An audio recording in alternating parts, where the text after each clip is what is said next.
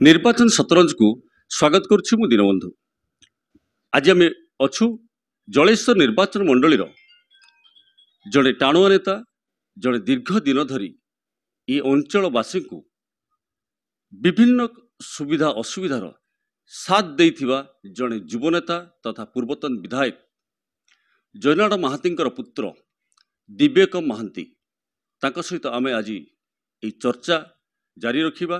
ଦୀର୍ଘ ଦିନ ଧରି ସେ ଜଳେଶ୍ୱର ଅଞ୍ଚଳ ପାଇଁ ଲଢ଼େଇ ଜାରି ରଖିଥିବା ବେଳେ ଶେଷ ମୁହୂର୍ତ୍ତରେ ସେ ଭାରତୀୟ ଜନତା ପାର୍ଟିରୁ ଟିକଟ ନ ପାଇ ଆଜି ସ୍ୱାଧୀନ ପ୍ରାର୍ଥୀ ଭାବରେ ଜଳେଶ୍ୱର ନିର୍ବାଚନ ମଇଦାନରେ ରଣାଙ୍ଗନରେ ଅବତୀର୍ଣ୍ଣ ହୋଇଛନ୍ତି।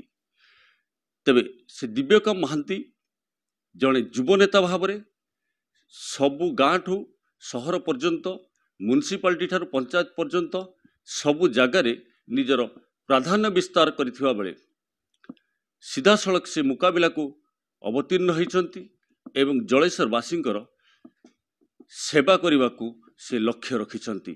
ତେବେ ଆମ ସହିତ ଅଛନ୍ତି ଶ୍ରୀଯୁକ୍ତ ମହାନ୍ତି। ତାଙ୍କ ସହିତ ଆମେ ସିଧାସଳଖ ଆଲୋଚନା କରିବା ଏ ନିର୍ବାଚନ ରଣାଙ୍ଗନରେ ଥିବା ମଇଦାନରେ ଥିବା 8 ଜଣ ପ୍ରାର୍ଥୀଙ୍କୁ କେମିତି ସେ ଚ୍ୟାଲେଞ୍ଜ କରୁଛନ୍ତି। ତେବେ ଶ୍ରୀ ମହାନ୍ତି, ଆମେ ଆପଣଙ୍କୁ ସ୍ୱାଗତ କରୁଛୁ MBC TV ତରଫରୁ। ଆଜି ଆପଣ ନିର୍ବାଚନ ମଇଦାନରେ ଅବତୀର୍ଣ୍ଣ ହୋଇଛନ୍ତି। ଆପଣ ଭାରତୀୟ ଜନତା ପାର୍ଟିର ଜଣେ ଟାଣୁଆ ନେତାଙ୍କ ସୁପୁତ୍ର ଥିଲେ।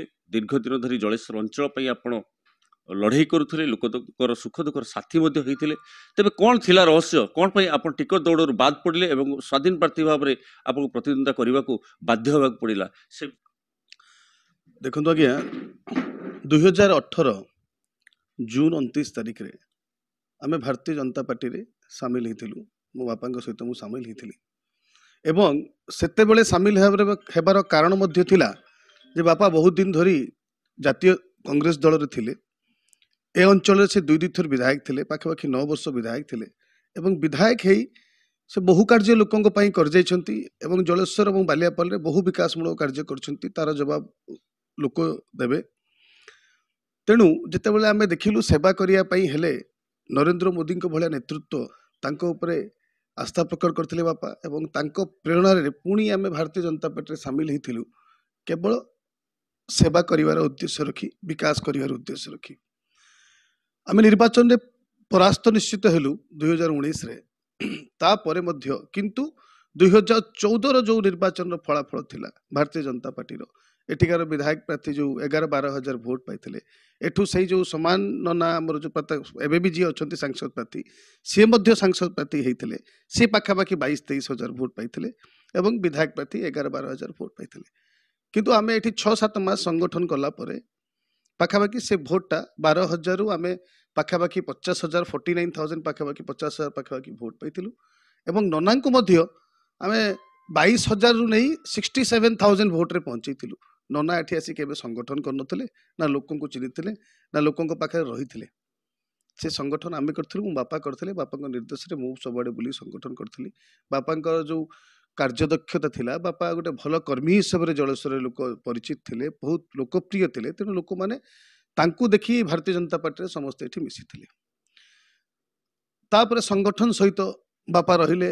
ବାପା ତାପରେ ଶାରୀରିକ ଅସୁସ୍ଥତା କାରଣରୁ ବହୁତ ସମୟ ମେଡ଼ିକାଲରେ ରହିଲେ। ତାଙ୍କର ଅନୁପସ୍ଥିତିରେ ମୁଁ ପ୍ରଥମେ ତାଙ୍କର ସହଯୋଗୀ ଭାବରେ ଆଜ୍ଞା କାମ କରୁଥିଲି ଏବଂ ପରବର୍ତ୍ତୀ ପର୍ଯ୍ୟାୟରେ ବାପାଙ୍କର ଅସୁସ୍ଥତା ଜାଗାରେ ମୁଁ ତାଙ୍କର ପ୍ରତିନିଧି ହିସାବରେ କାର୍ଯ୍ୟ କଲି ଏବଂ ମୁଁ ଜାଣିନି ମୁଁ କେତେବେଳେ ନେତା ହେଇଗଲି।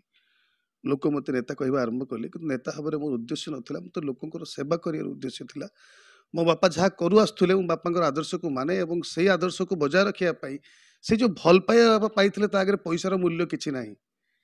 ମୁଁ ସେଟା ବହୁତ ଭଲ ଭାବରେ ଅନୁଭବ କରିଛି। ଏଠି ଗାଁ ଗଣ୍ଡା ମାନେ ରାଇବୁଣିଆଠୁ ଆରମ୍ଭ କରି ପାଉଁଶକୁଲି ନଟାକଟାଠୁ ଆରମ୍ଭ କରି ପୁଟୁରା ପଞ୍ଚାୟତଠୁ ଆରମ୍ଭ କରି ବାଗପୁଞ୍ଜି ପର୍ଯ୍ୟନ୍ତ ସବୁଆଡ଼େ ଯାଇଛି ଏବଂ ସବୁଆଡ଼େ ଫଳକ ଦେଖିଛି ମୋ ବାପାଙ୍କର ଗୋଟେ ଗୋଟେ। ଏବଂ ଲୋକ ଯେଉଁ ଭଳିଆ, ଯେଉଁମାନେ ବାପାଙ୍କ ସମୟରେ ଲୋକଠୁ ଆରମ୍ଭ କରିକି ଯୁବକ ପର୍ଯ୍ୟନ୍ତ ଯେଉଁ ଭଳିଆ ଢଙ୍ଗରେ ମୋତେ ସ୍ନେହ ଦିଅନ୍ତି, ଆଶୀର୍ବାଦ ଦିଅନ୍ତି, ସେଟା କେବେ ବି ଅକଳ୍ପନୀୟ। ତେଣୁ ମୁଁ ସେଇଠି ଭାବିଲି ଯେ ମୁଁ ବାପା ମାତ୍ର 9 ବର୍ଷ ବିଧାୟକ ଯଦି ଏତିକି ଲୋକପ୍ରିୟତା ଅର୍ଜନ କରିଛନ୍ତି, ସେ ଜୀବନର ଆଉ କିଛି ଆବଶ୍ୟକତା ନାହିଁ। ତେଣୁ ସେଇ ଲୋକଙ୍କ ସେବାକୁ ହିଁ ମୁଁ ଜୀବନର ଆଧାର ବୋଲି ମାନି ଜଳେଶ୍ୱର ମାଟିରେ ଆମକୁ କୁହାଯାଉଥିଲା ବାପା ଯେତେବେଳେ ଆସିଥିଲେ ଏଇ ବାଲିଆପାଲ ଆସୁଛନ୍ତି ପଳେଇ ଯିବେ, ସେମିତି କିଛି ନାହିଁ। ମୁଁ ସ୍ପଷ୍ଟ କରିଦେଇଥିଲି, ବାପା ମଧ୍ୟ ସ୍ପଷ୍ଟ କରିଦେଇଥିଲେ, ଆମେ ଜଳେଶ୍ୱରକୁ ଆସୁଛୁ, ଜଳେଶ୍ୱରରେ ଆମେ ଲୋକଙ୍କ ପାଇଁ ରାଜନୀତି କରୁଛୁ। ସବୁ ଠିକ ଥିଲା ହେଲେ କ'ଣ ହେଲା ଶେଷ ପର୍ଯ୍ୟାୟରେ ଆପଣଙ୍କୁ ଟିକଟ ଦୌଡ଼ରୁ ବାଦ ହେବାକୁ ପଡ଼ିଲା କ'ଣ ଥିଲା ସେ ରହସ୍ୟ? ମୁଁ ତ ସେ ରହସ୍ୟ କହିପାରିବି ନାହିଁ। ମୁଁ ତ ବହୁତ ଆଶ୍ଚର୍ଯ୍ୟ ଏଭଳିଆ ଏଇ ଢଙ୍ଗରେ ଯୋଉ ଢଙ୍ଗରେ ଦଳ ଏଠି ଦେଇଛି ଏବଂ ଏଠି ପ୍ରତାପ ନନା ଯାହାଙ୍କୁ ବାପା ମଧ୍ୟ ଅସୁସ୍ଥତା ବେଳେ ବି ଏମ୍ସ ହସ୍ପିଟାଲରେ ନିଜେ ରିକ୍ୱେଷ୍ଟ କରିଥିଲେ କି ମୋ ଛୁଆଙ୍କ ଉପରେ ଆପଣ କିଛି ରଖିବେନି। ବାପା ହୁଏତ ଆଗରୁ ଗୋଟେ ସାମାନ୍ୟ କ'ଣ ବାଇଟ୍ ଦେଇଥିଲେ ଯେ ଲୋକମାନଙ୍କ ମତକୁ ନେଇକି ସେ କହିଥିଲେ ଯେ ଯୋଉ ବିଧାୟକ ସାଂସଦ ଯାହାଙ୍କୁ ଲୋକ ଭୋଟ ଦିଅନ୍ତି ସେମାନେ ଯଦି କାମ ନ କରିବେ ଲୋକ ନିଶ୍ଚିତ ଭାବରେ ତାଙ୍କୁ ବିରୋଧ କରିବେ। এটা হচ্ছে স্পষ্ট কথা। ଆମେ ସତ୍ୟକୁ ମାନି ନେବା ଉଚିତ। ଆମେ ଯଦି ରାଜନୀତି କରୁଛେ ଏବଂ ଜଣେ ନେତା ହଉଛେ ତା ମାନେ କିଛି ଲୋକଙ୍କର ଆମେ ପ୍ରତିନିଧିତ୍ୱ କରୁଛେ। ଆମେ ଯଦି ମିଛ କହିବା, ଆମେ ଯଦି ପୁରା ଲୋକଙ୍କ ସାମ୍ନାରେ ମିଛ କହିବା ତାହେଲେ ଲୋକ ଆମକୁ କେବେ ଗ୍ରହଣ କରିବେନି ଆଜ୍ଞା। ଆମକୁ ଆଦର୍ଶ ବୋଲି କେବେ ମାନିବେନି। ସେ ସ୍ପଷ୍ଟବାଦୀ ଲୋକ, ମୁଁ ବି ଭାରି ସ୍ପଷ୍ଟବାଦୀ ବାପାଙ୍କ ଭଳିଆ। ତେଣୁ ସେଇ କଥା କହିଥିଲେ। ତାପରେ ହୁଏତ ନନା କ'ଣ ଭାବିଲେ ଯେ ଆମଦାନୀ ନେତାକୁ ଯାହାର ବିଚାର ମୁଁ 6 ବର୍ଷ ଦଳର ଆଦର୍ଶରେ ରହି ବିଚାରଧାରାରେ ରହି ସଂଗଠନ କଲି, ଅଥଚ ଜଣେ ଆମଦାନୀ ନେତା ଯେ ବିଜେଡିରୁ ସସ୍ପେଣ୍ଡ ହେଇଥିଲେ ତାଙ୍କୁ ଆଣିକି ମାସେ ପୂର୍ବରୁ ଟିକଟ ଦେବାର କ'ଣ ଯଥାର୍ଥତା ଥିଲା ତାର ଉଦାହରଣ ଆପଣ ଜଷ୍ଟ 2-3 ଦିନ ଆଗରୁ ସେ ଯୋଉ ଷ୍ଟେଟମେଣ୍ଟ ଦେଲେ, ସେ ତ କହିଦେଲେ ନା ତାଙ୍କର ପ୍ରବୃତ୍ତି କ'ଣ ଥିଲା, ତାଙ୍କ ବ୍ୟବସାୟ କ'ଣ ଥିଲା। ସେ କହିଦେଲେ କି ଅର୍ଦ୍ଧରାତ୍ରିରେ 1:30 ବେଳେ ରାତି 1:30ରେ ସେ ନେଇକି ଛାଡ଼ିଥିଲେ। ସେ ସ୍ୱୀକାର କରିଗଲେ। ତାପରେ ମଧ୍ୟ ଜଣେ ବିଜେପି ଦଳର ବିଧାୟକ ପ୍ରାର୍ଥୀ ନିର୍ବାଚନୀ ସଭାରେ ସେ ପୁଣି କହୁଛନ୍ତି, ପ୍ରତିଶ୍ରୁତି ଦଉଛନ୍ତି ମୁଁ ନେଇକି ଛାଡ଼ିକି ଆସିବି। ତାପରେ ମଧ୍ୟ ସେ ଦଳରେ ଏବେ ବି ବିଧାୟକ ପ୍ରାର୍ଥୀ ଲଢୁଛନ୍ତି, ଦଳ ପକ୍ଷରୁ କୌଣସି କାର୍ଯ୍ୟାନୁଷ୍ଠାନ ନିଆ ହଉନି। ୟାଠୁ ଦୁଃଖଦ ବିଷୟ କିଛି ନାହିଁ ଆଜ୍ଞା। ଆପଣ ନିର୍ବାଚନ ମଇଦାନରେ ରଣାଙ୍ଗନରେ ଅବତୀର୍ଣ୍ଣ ହୋଇଛନ୍ତି ସ୍ୱାଧୀନ ପ୍ରାର୍ଥୀ ଭାବରେ। ଆପଣଙ୍କ ସାମ୍ନାରେ ବରିଷ୍ଠ ମନ୍ତ୍ରୀ ଅଛନ୍ତି, ବରିଷ୍ଠ ନେତୃତ୍ୱ ମଣ୍ଡଳୀ ଅଛନ୍ତି ଯେଉଁମାନେ କି ଆପଣଙ୍କ ସହିତ ଚ୍ୟାଲେଞ୍ଜ କରୁଛନ୍ତି, ଯେଉଁମାନେ ମଇଦାନରେ ଓହ୍ଲେଇଛନ୍ତି। ଆପଣ କେତେ ଆଶାବାଦୀ ଅଛନ୍ତି ଯେ କାହିଁକି ଆପଣ ନିର୍ବାଚନରେ ଲୋକ କାହିଁକି ଆପଣଙ୍କୁ ଭୋଟ ଦେବେ? କ'ଣ ରହିଛି ଆପଣଙ୍କର ଲକ୍ଷ୍ୟ କ'ଣ ଅଛି? ଲୋକଙ୍କ ପାଇଁ କ'ଣ କରିବାର ଯୋଜନା? ପ୍ରକୃତ ସତ କଥା ଭାବିବା ପାଇଁ ହେଲେ ବରିଷ୍ଠ ମନ୍ତ୍ରୀ ଗୁରୁଜନ ଅଶ୍ୱିନୀ ବାବୁ ସମ୍ମାନ କରେ ମୁଁ ତାଙ୍କୁ। ମୋର ଯେ ଏଠି ଆଉ କାହା ସାଙ୍ଗରେ ପ୍ରତିନିଧିତ୍ୱ ଅଛି ନାହିଁ। ମୁଁ ତ ଭାବୁଛି ସାମ୍ନାସାମ୍ନି ଅଶ୍ୱିନୀ ବାବୁ 4 ଥର ବିଧାୟକ ହେଲେନି। ବିଧାୟକ ହବାର ନୈତିକତା, ଦାୟିତ୍ୱବୋଧ, କର୍ତ୍ତବ୍ୟ ସେ ଠିକ ଭାବରେ ତୁଲେଇ ନାହାନ୍ତି। ଯାହାଫଳରେ ଜଳେଶ୍ୱର ସେ ଯେଉଁ ବିକାଶଟା ଯାହା ବାପା କରିଯାଇଥିଲେ ପାଖାପାଖି 20-25 ବର୍ଷ ବିକାଶ ଧାରା ପଛକୁ ପଳେଇ ଯାଇଛି। ବିଜେପି କଥା ବି ତ ମୁଁ କହୁନି, ଆପଣ ସବୁବେଳେ ମୁଁ ଗୋଟେ କଥା କହିବା ପାଇଁ ରଖେ, ଦଳକୁ ମୁଁ ବିଜେପି ଦଳକୁ ଭଲ ପାଏ। ନରେନ୍ଦ୍ର ମୋଦିକୁ ମୁଁ ଆଜି ବି ନେତା ବୋଲି ମାନେ।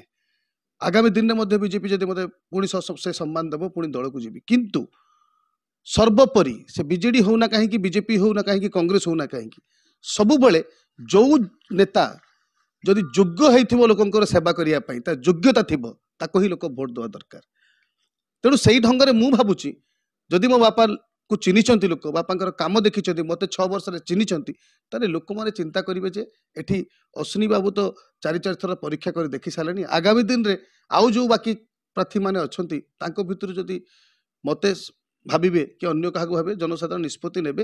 ଏବଂ ମୋର ସେଟା ଦୃଷ୍ଟାନ୍ତ ଅଛି, ଉଦାହରଣ ଅଛି, ସେ କାର୍ଯ୍ୟ ଗୁଡ଼ାକ ବାପାଙ୍କର ରହିଯାଇଛି, ମୋର ସମ୍ପର୍କ ଅଛି, ମୋର ସଂଗଠନ ଅଛି। ଏବଂ ମୁଁ ଆଜ୍ଞା ସ୍ପଷ୍ଟ କୁହେ, ଲୋକଙ୍କ ପାଇଁ କାମ କରେ।